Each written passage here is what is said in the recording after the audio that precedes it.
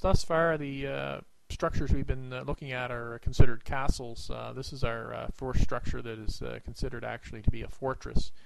Today, the Rheinfeld's fortress is one of the largest ruins on the Rhine River. In 1245, Count Dieter von Katzgenblogen gave orders for the hilltop castle near Gore to be built. Its lively court life made the Toll castle a cultural center in the middle of the Rhine in the 14th and 15th centuries. In 1749, it passed into the possession of the Hessen Landgraves. Then in 1692, the siege of the fortress ended the French attempts to expand the territory, which were supported by Ludwig XIV. With a force of only 4,000 men, the Count of Gortez, a general of Landgrave Karl von Hesse-Castellan, defended the last German stronghold against an army of 28,000. Thus, the well-contrived fortification system, which had been built around the medieval inner castle by the Landgrave Karl and his predecessors in the 15th and 16th century, passed its ultimate test as a fortress. The fortress sits far out on the rocky promontory, making it impregnable against cannon attacks from the landward side.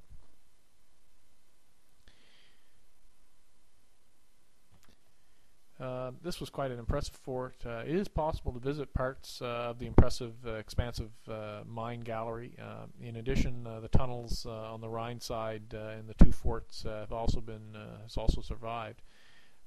These fewer remains suffice to outline the original dimensions of the biggest Renaissance fortress on the Rhine.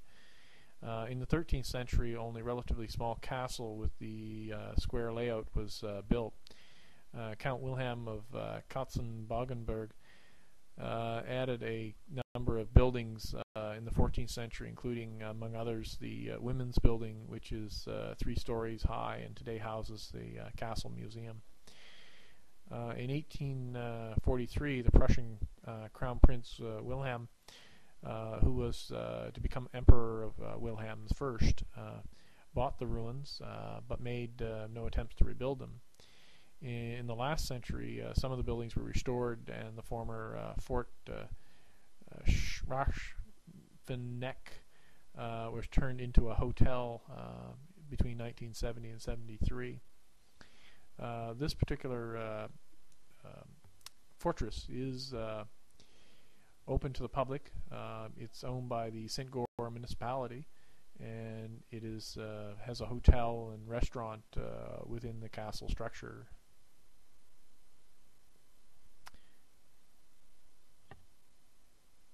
And there's parking, of course, within the castle. In addition to the Katz Castle, the Katz family actually built another castle further off in the Rhine that we actually couldn't see from our Rhine Cruise.